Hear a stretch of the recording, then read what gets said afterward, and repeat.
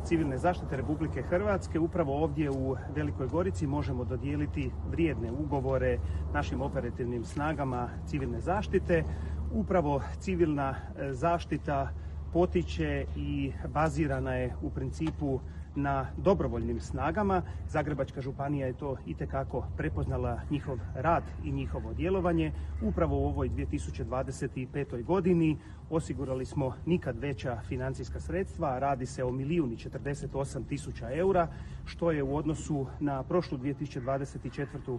godinu povećanje za više od 300.000 eura. Najveći dio financijskih sredstava ide za vatrogasnu zajednicu Zagrebačke županije za djelovanje zaštite od požara. Udvostručili smo također financijska sredstva za Hrvatsku udrugu za obuku potražnih pasa. Dodijelit ćemo ugovor i vrijednim djelatnicima županijskog